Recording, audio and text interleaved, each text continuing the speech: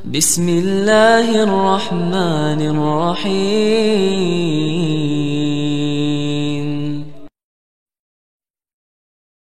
Assalamualaikum warahmatullahi wabarakatuh. Alhamdulillah wassalatu wassalamu ala Rasulillah. Maba'ad, kaum muslimin yang semoga dirahmati Allah Subhanahu wa taala. Kembali kita mengulas terkait masalah perhabiban. Tidak henti-hentinya teman-teman ya. Kita akan terus mereaction masalah rungkatnya para habaib ini.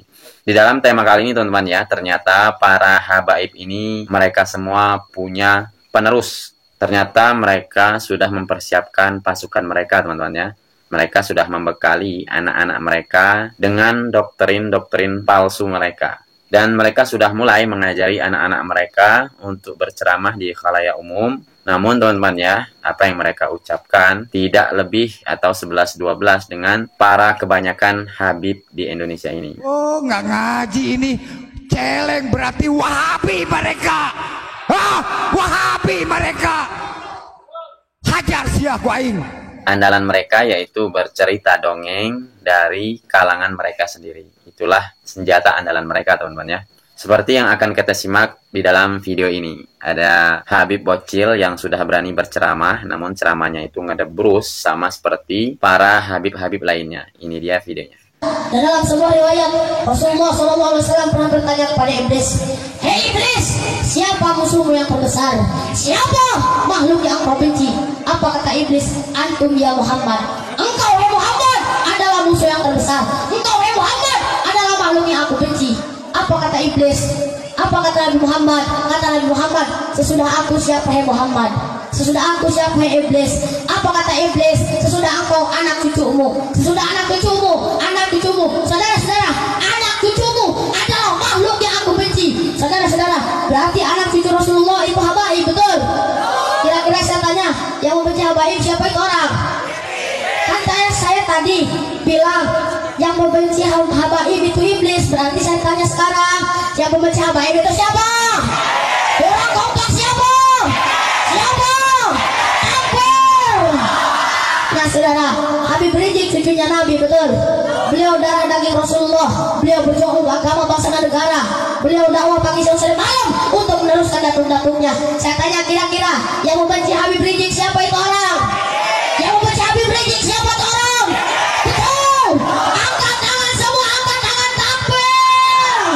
Takbir. Nah begitu juga Habib Bahar, betul? Beliau daripada anak darah daging Rasulullah. Beliau berjuang untuk agama bangsa dan negara. Kira-kira saudara, yang membenci beliau siapa itu orang? Yang memenjarakan beliau siapa itu orang? Dan yang lebih seru lagi teman-teman ya, ini juga ada Habib Bocil yang sudah berkoar-koar sama persis seperti Habib Rizik di saat sedang berceramah. Takbir. Makanya saudara, orang yang benci Habib Rizik bukan hanya berhadapan dengan FPI saja, tapi orang yang membenci Habib Rizik berhadapan dengan seluruh umat Islam yang ada di muka bumi ini. Saudara, takbir. Siap bela Allah, siap bela Nabi, siap bela Quran, siap bela Islam, siap jaga ahlul baitnya Nabi, siap pertahankan Islam. Semua angkat tangan, semua takbir. Takbir. Takbir. Nanti kalau diteror bagaimana? Lawan. Nanti kalau diancam bagaimana? Kalau diancam dibunuh bagaimana? Kalau bini minta cerai bagaimana? Lawan. Betul. Betul. Dan kenapa teman-teman ya, orasi yang diungkapkan oleh Habib Bocil ini sama persis dengan ceramahnya Habib Rizik Syihab. Karena memang Habib Rizik Syihab gaya berceramahnya seperti itu. Saya bertanya, kira-kira besok perlu ada ISIS tidak? Perlu ada ISIS tidak?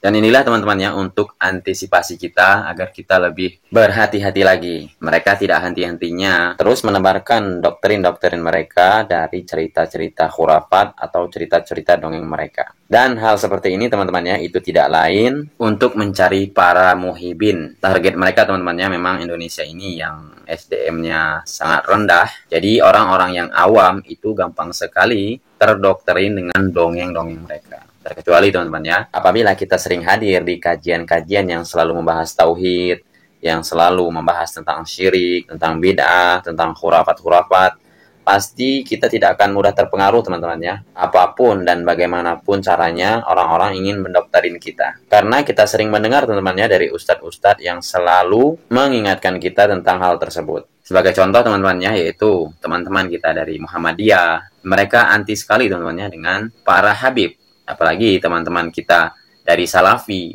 mereka itu sangatlah tidak percaya sama sekali teman-teman dengan dongengnya para habib tersebut. Karena memang ustadznya sering sekali mengingatkan tentang hal tersebut. Di setiap kajian mereka, ustadz-ustadz Salafi itu sangatlah anti sekali dengan sesuatu yang khurafat, apalagi cerita-cerita dongeng. Makanya teman-teman ya, saya sangat suka ketika mendengar ceramah-ceramah ustadz-ustadz dari Salafi, yaitu Ustadz Khalid Basalamah, Ustadz Yazid Jawas, Ustadz Nuzul Zikri, Ustadz Firanda, ataupun ustadz-ustadz yang lainnya. Di dalam ceramah mereka, mereka tidak menyampaikan dari hawa nafsu mereka. Yang dijelaskan mereka pasti bersumber dari Al-Quran ataupun dari hadis-hadis Rasulullah SAW. Jadi teman-teman ya, kunci agar kita tidak gampang terdokterin dengan dongeng-dongeng dari Habib Yaman ini, salah satunya ya kita harus menuntut ilmu. Kita harus menuntut ilmu syar'i yang sumbernya dari Al-Quran dan Sunnah. Jadi disitulah tameng atau benteng untuk kita agar kita tidak mudah terdokterin oleh kaum Ba'alawi atau yang mengaku zuriat Nabi SAW ini. Apa yang harus dilakukan oleh orang yang mau berhijrah? Talabul ilm, menuntut ilmu. Ini penting. Kenapa? Ilmu itu merupakan basirah, lentera bagi kita di dalam kehidupan. Dengan ilmu kita bisa tahu mana yang ma'ruf dan mana yang munkar, mana yang syubhat dan mana yang syahwat, mana ketaatan dan mana kemaksiatan. Makanya bagi orang yang telah berhijrah, perlu baginya untuk menuntut ilmu. Lagi pula menuntut ilmu itu wajib bagi setiap muslim. Apa yang harus dituntut? Yang paling dibutuhkan. Ingat, tujuan menuntut ilmu adalah bagaimana agar ibadah kita seperti yang Allah mau. Karena persoalannya bukan kita menyembah Allah dengan semau kita, tapi dengan apa yang Allah Azza wa Jalla mau. Bagaimana maunya Allah? Kita tidak bisa tahu jawabannya kecuali dengan ilmu. Dengan ilmu inilah insya Allah kita akan bisa membedakan mana taat, mana maksiat, mana syubhat, mana syahwat, mana yang harus dikerjakan dan mana yang harus ditinggalkan. Semoga bermanfaat. Sallallahu ala Nabi Muhammad. Subhanakallahumma bihamdika asyhadu an la ilaha illa anta astaghfiruka wa atubu ilaik. Assalamualaikum warahmatullahi wabarakatuh.